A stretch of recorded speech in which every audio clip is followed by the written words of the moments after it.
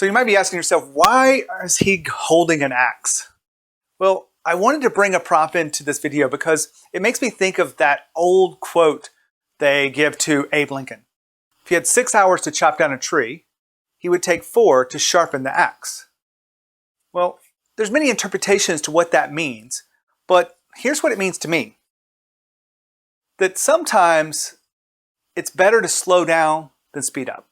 You've probably heard this before, but as a leader, do you really adhere to that? I ask this question of my clients all the time. It goes something like this. Have you ever seen benefit in slowing down to speed up? The answer is 100% yes. But yet, when they think about their own plans, once they get an idea, they go right into execution mode.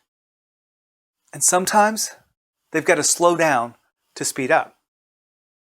You understand the value, but are you doing it?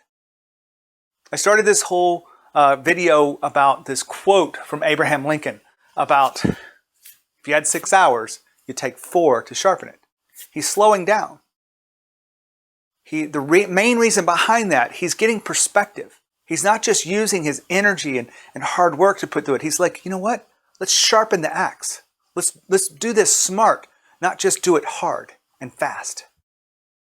You could probably interpret that quote in many other ways, but as far as it comes to you growing as a leader, are you slowing down to speed up? In the last 38 days, my family has been on kind of a lockdown or shelter in place. COVID-19 has rocked all of us in many different ways, but there's been some benefit behind this. Slowing down, getting perspective. In fact, perspective is the #1 benefit behind slowing down to speed up. When you can slow down enough to get a perspective of what's really going on, why are we going in this direction? What's necessary to align before we actually start the work? Who do we need to get buy-in from? Getting buy-in from your team. Slowing down enough to have the conversations instead of just having a quick conversation and then just getting into execution mode. I understand the value of that in some cases, but for most, you've got to slow down to speed up.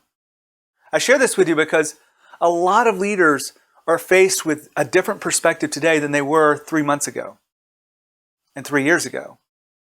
But you've got to think about where you're going next, the opportunity. Maybe it's an innovation. Maybe you're trying to create a blue ocean strategy out there so that this never happens to you again. A lot of those things are running through my own mind and my own business and how I serve clients. But you got to slow down to speed up. So this is just a reminder for you as a leader. Not only is this a good message for you, but it's also for your team members. Get them to slow down a little bit instead of just move straight into execution mode. Are you doing it the right way? Is this the right tool? Is this the right process? Do we have the right buy-in?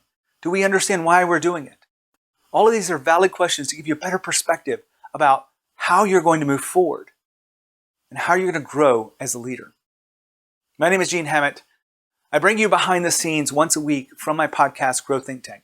I love working with those leaders that are in the defining moments of their own journey. And we're in one of those right now. So if you have any questions about where your company's going and how you must show up as a leader to engage that company, to inspire others and develop them, make sure you reach out. I'd love to get to know you. You can find me at genehammett.com. My email is gene@genehammett.com. And if you love these podcasts, make sure you subscribe, share it with a friend, and as always, lead with courage.